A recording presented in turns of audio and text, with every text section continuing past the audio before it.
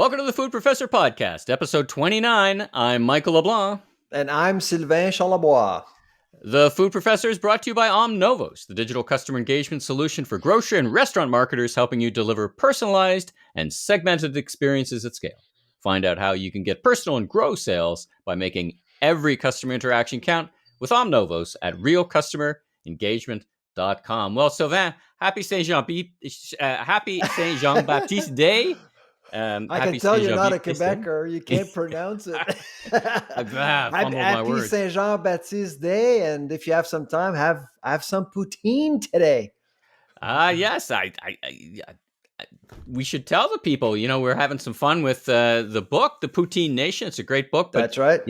Look forward this fall. There may be an audible version of the book. Ooh, with really? Yeah, which could be a lot of fun. So not keep with an my eye out voice. for that. Not with my voice. Well,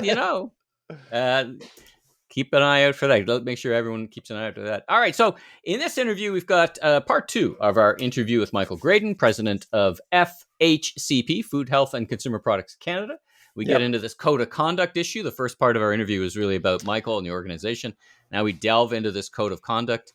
Michael certainly brings his full energy to the conversation. Yes, that's coming up. It was a great conversation for sure. It's a great conversation, and that's coming up a bit later. Now we should say next episode we invite Deanne Brisebois, the president and CEO of Retail Council of Canada, which has the if Michael represents the makers, Deanne represents the retailers, so it brings a different perspective. So we thought it's a very different perspective. Yeah, absolutely. Yeah. So I thought it was a great idea to program both in side by each, so to speak, that we could have both perspectives and all the people could hear both perspectives in and around that. All right, well, let's jump right in. Out from the lab, a couple of studies. So first of all, let's talk edibles. I'm actually going to take a little bit of a break here. I think I'll just enjoy something. Oh, maybe I'll put this away and enjoy it later. Keep us on track. But he published a study looking at edibles, right? So cannabis, retail cannabis edibles. And I think there's a couple of bylines overall in the study. One is that Canadians are not as canna curious. But to me, it read like they're not canna curious because they're kind of past curiosity. They're like, okay, this is a product. What is it? $2.6 billion, probably another $2.6 billion to $3 billion still in the black market. But what did you learn? We've been talking about cannabis for a while as part of the food area and part of the food network. What did you learn from the study, and did anything jump out at you? Well, I mean, the canna curious term was coined by my colleague Brian Sterling, who's done a phenomenal job with this study. He's the principal investigator of this study. He basically looked at the data. He's a cannabis expert. I'm more into edibles specifically, but what he's done was amazing because for the first time we were able to compare data from Canada with data from the US and see exactly what's going on. Frankly, what I wanted to know is whether or not legalizing cannabis federally here in Canada made any difference, really. And we could use the American market as a benchmark. And what we found out was really the American market is booming. It's incredible. The market in Canada is worth probably $3 billion retail, which is okay. But it's nowhere near what Deloitte was saying a few years ago. Deloitte was claiming that the cannabis sector would be worth billions and billions of dollars. We're not there at all.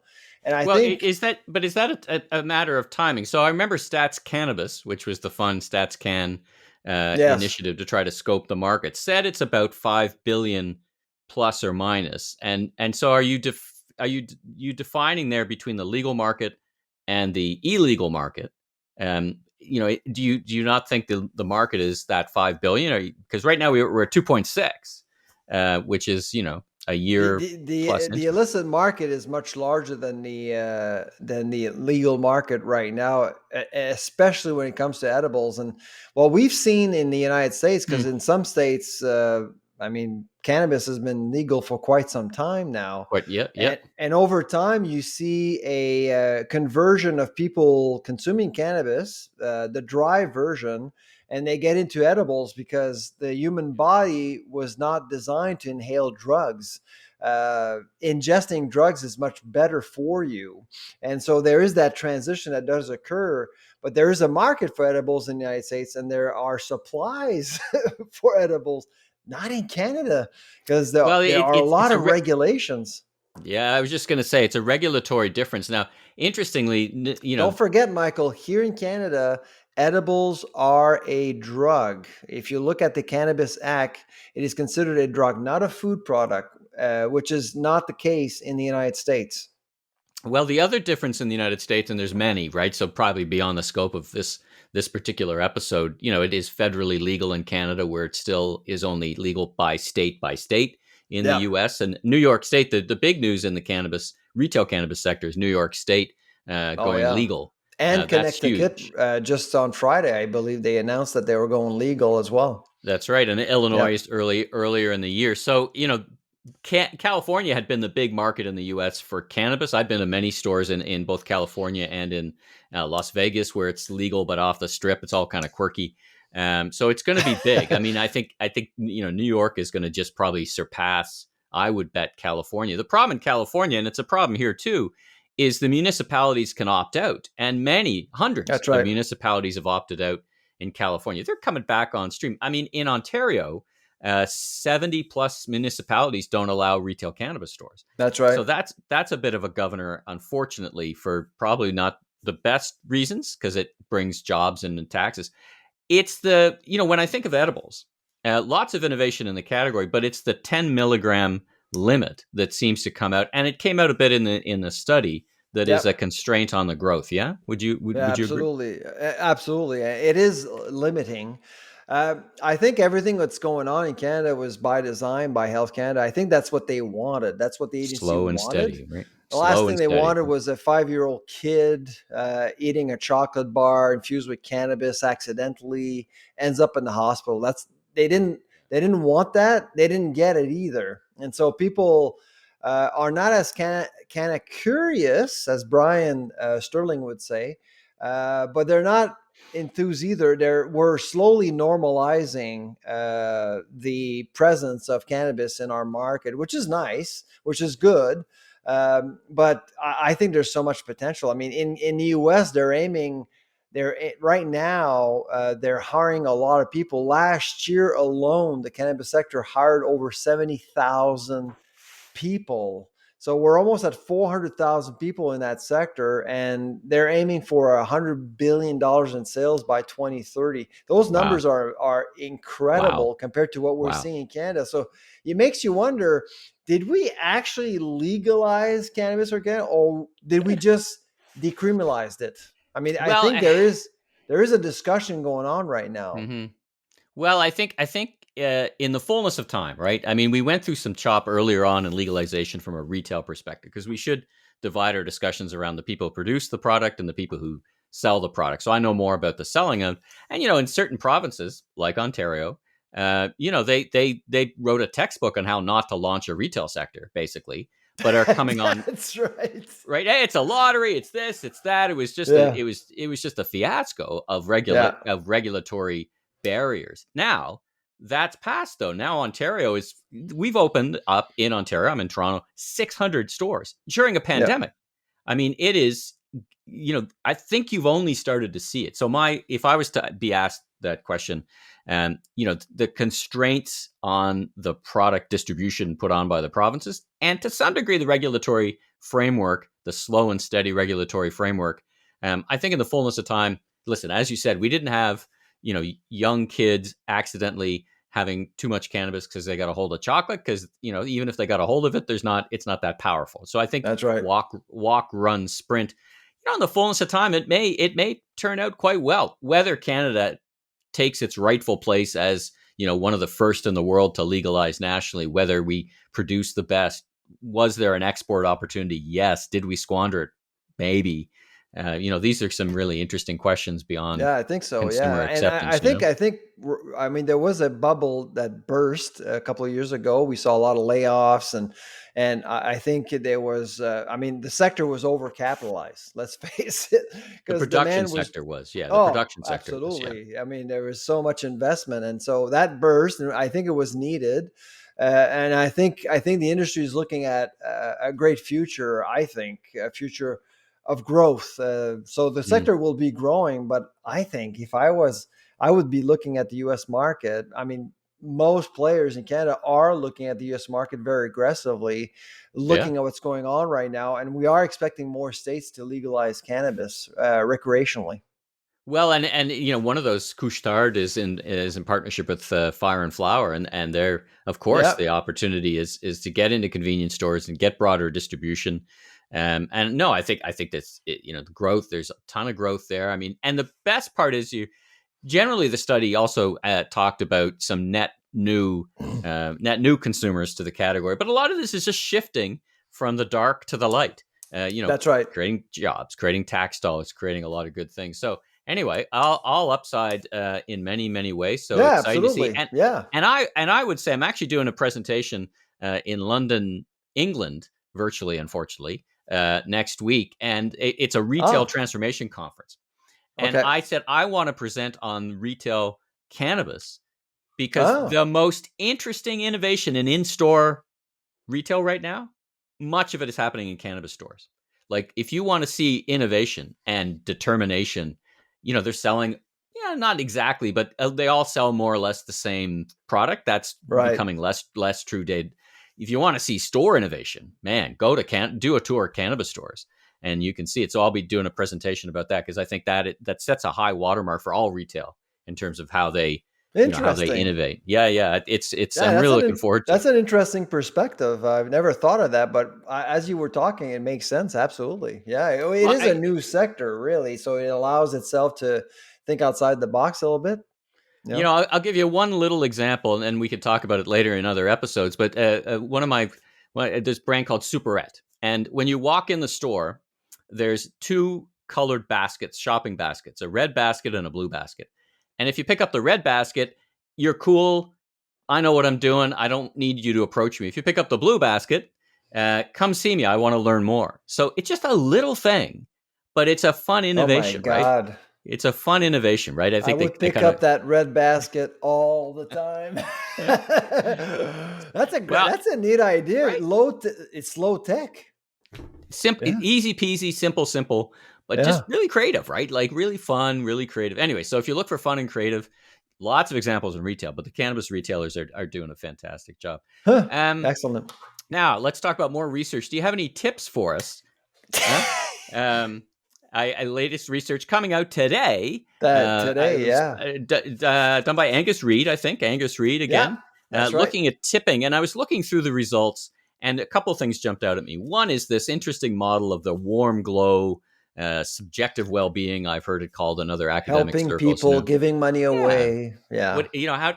How does tipping connect with happiness and just being a good person, and also pragmatically, how does it connect directly to performance? Like it's like a mini performance rating. But as we've talked about on the podcast, and we've had great guests, Carl Heinrich from Yeah, Richmond Station, absolutely. talking about, In fact, actually, it was his visit that actually prompted us to look into this more seriously. We wanted to know uh, whether or not Canadians are up for a no tip policy for mm, one, and of course, we wanted to know how people feel about tipping in general, and of course, wanted to open up the door to this no tipping policy because, yeah, of yeah, course. Carl has followed that policy for a while, but now in Quebec, in Montreal, you're starting to see some restaurants doing the same thing mm, for recruitment reasons, equality. And so it's coming up more and more. So we felt, and because we are just at the end of a lockdown period, people are going to go out a little bit more. We thought of coming out with a yeah, study on tipping and yeah. to better understand the concept, because I actually think that a lot of Canadians just don't understand the social implications of tipping or no tipping. There's a lot there's a lot to unpack there, and implications are pretty significant for employers, employees, the business in general. Well, correct me if I'm wrong, but it feels like Canadians are not all in terms of the model. Like they generally they just still want to keep tipping, and I'm afraid the warm glow. I worry though that the industry is going to miss its biggest, hopefully the last in our lifetimes, opportunity to reset. I mean, my goodness, they've been closed for a year, and if you're not going to reset and now, a lot of them are having a hard time recruiting right now. That's you can actually. It's interesting, Sylvain, because I looked down to the U.S. I interviewed Deanne's counterpart, Matt Shea from the NRF, National Retail Federation, and the biggest problem they have in the States right now is they can't find people. Millions of people quit their job in April. No bigger month of people quitting their job. I'm kind of mangling the phrase there. The biggest single month of people quitting their job in the entire American history happened in the month of April. Wow. More people quit their job in the month of April of 2020 of 2021, like this year, a couple of months ago. This year, more people quit their job. Not were fired, not were laid off, not were called back. Quit their job than in the entire history of statistics in America. Where are they going? Well, this is the really interesting question. They can't find people to go into food service. They can't find people they're trying to open restaurants. Nobody wants to work there. They don't want to. They're all going into different sectors. They're going outside retail. Well, Amazon hires a couple of 100,000 people a day sometimes. That's an exaggeration, but they're going to work in a warehouse. It's great. I don't have to deal with people anymore, and I make probably more money. So it's a real challenge sectorially. And I wonder if it's a glimpse of the future here. I mean, it's hard for us to, restaurants been locked down for a year. They don't have that issue, unfortunately, so to speak. But when it starts opening up, it'll be interesting to watch what happens here. And of course, when I talk about the number of people quitting their job, we're not just talking about restaurants or any one sector. A lot of white collar, so to speak, people are just saying, oh, you want me to come back to work in a physical office? No, I'm going to go somewhere else. Absolutely. Yeah. More and more people are comfortable. In fact, actually, in the U.S., some companies, Morgan Stanley, for example, has a policy now starting today that if you're vaccinated, you're welcome to come back. If you're not vaccinated, stay home. And so people are starting to feel that, well, if you're vaccinated, you're being punished because you have to show up to work. I didn't think of it that way.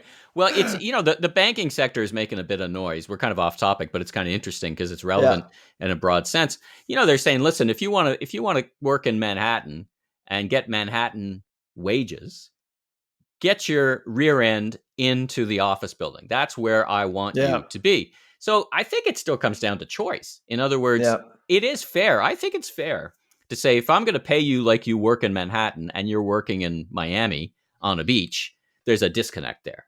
And there's a lot of other issues. But I think, truing up payment, I think it's a bit old school for sure. I think they're going to rue the day they, force people into the office, because I think their productivity, as they would admit, has been fine. Anyway, big issue beyond our scope today. But anyway, that was a great study, and it's out today and available on the Dell site. We're hoping Poppy Riddle is our principal investigator for this particular study. She did an outstanding job. She's an American from California who joined Dell last year. She's been phenomenal, and we're hoping it will get the industry to think about equality and the future. Essentially, how do you recruit? How do you actually make the industry, as Carl said, how do you make the industry a sector that is worthy of being a career path? Because right now we can't see it.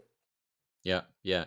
I mean, I think that's what's really interesting about the topic and the study itself, right? Is the industry implications and the societal implications. Really, I mean, really, absolutely. They jump out at me. Give us an update on the Exceldor chicken crisis. Is that still going on? I had a bunch of people reach out to me after our podcast episode, just horrified at the notion of so much food being wasted.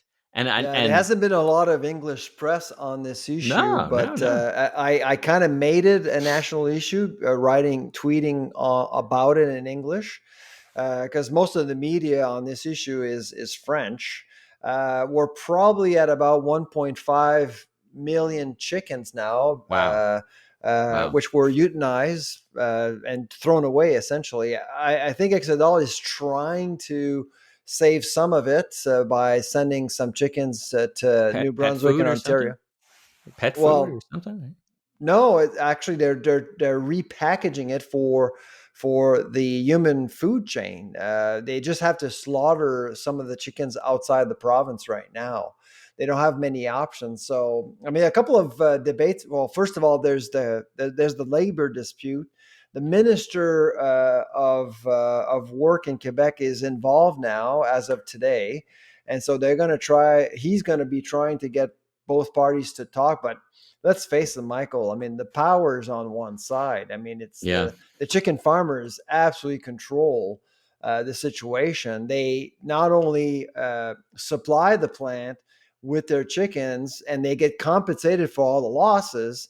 They actually own the plant as well because it's a co-op. It's a farmer co-op, and about 250 chicken farmers are in Quebec and they own the co-op. So you can see that.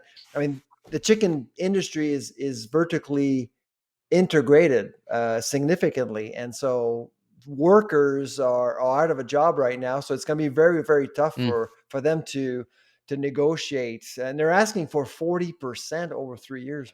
Have you ever Which is heard of an ask like that? 40%? well, you hear of it in some industries that it's just this intersection point between a massive growth, in other And words, they deserve it. They deserve it tough because, work, just oh my tough work, God, right? It's tough work. it's noisy, it's humid, it's violent. It's Yeah, You give me $50 an hour, I don't think I would work there more than 2 days. It's just it's not an easy job, and that's why you have to start thinking about automation, automation technology. Yeah. and AI. I mean, I think it's inevitable. Eventually, you're gonna have there in Quebec alone. And we had Sylvie on a few weeks ago, Sylvie Cloutier from CTAC. I mean, there are 7,000 7,000. vacant jobs right now in Quebec in food processing, and many of them are in abattoirs. So you got to do something. Yeah. Yeah. Well, let's keep an eye on that, and good for you for Yeah. raising that profile. I mean, again, a bunch of people reached out to me. They'd never heard of it. Not here in other parts outside of Quebec. It's been very quiet. But good for you for raising Well, that. farmers, obviously for farmers, it's a Yeah, taboo they don't want to talk about it. topic, right? They don't want They to don't want to talk talk about it. They're very hush hush on the number of chickens that about it. were euthanized. It's very difficult to get a proper number, but my guess is that we're probably over 1.5 million right now. Wow. And that's Wow. Wow. that's Wow. so in retail dollars. Okay, so if you think of a chicken, it's probably worth about $5. uh, Easy six math. 6 million meals. Mm. And you could say that we've just thrown away 20 to $60 million worth of food, basically retail. Yeah. Yeah. Yeah, I'm not even thinking of the financial cost because all that works out. It's just the principle of people it's the not six having million. It's protein. 6 million meals. I mean, that's basically it. That's a Yeah. lot of meals. All right. Well, let's. I actually hope by the time we come to our next episode, we can talk about the end of this issue. So we'll come back to it just because I think it's important to keep talking about it. And again, hopefully, by the time we come back to it, it'll be in the past. Yep. Last couple of things for you. You put a fun post on Twitter. What is the food dish you can't live without? And Without. I think you said it was Did you coffee for you. respond? Did you respond? I didn't see you respond. It's true because I've been thinking about it, and I said, what is so many, but I think it's pasta for me. I make my own pasta sauce, and Is I it make a pasta. pasta? Yeah, Really? yeah, yeah, You yeah. couldn't live without pasta. No, I love it. I could eat Oh, it wow. It's like champagne. I can eat and did in university, by the With your way. wife, champagne with your wife. And it's actually another thing. I could eat pasta 7 days a week. And for her, it's one. I get 1 day every Friday's pasta night. I get 1 day out of the 7 for pasta. So it's all fun and games. Now, the question I'm going to ask you to think about, not to answer Yep. today, is what would be your last request to have for food? And why I'm asking you that is because just for fun, I'm starting a barbecue channel on YouTube, Last Request Barbecue. where I'm going to ask people what Like a they would last cook, meal sort of thing before like a being last meal. executed or something? Yeah, exactly. Like whether Wow. it's executed or listen, this is the last thing I want to have. It's a Haggis. bit haggis. Oh, it could be your last. Because Listen, I want to die before I die. I No. have to say, I have had fresh haggis piped in the whole piped in up the street, fresh made haggis, and it's not bad actually. I like it was not I've actually had haggis in Europe, and it's delicious. I actually yeah. enjoy it. I just put out of my mind what I'm eating. I don't think it's to die for, but Oh, you think know, about it.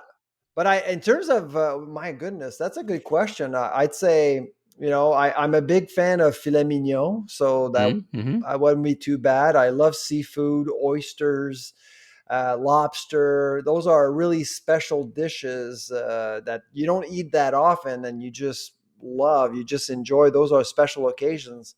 But I would probably my mind would be around there. Do you Mm. have a request? What would you say to the sheriff before being executed?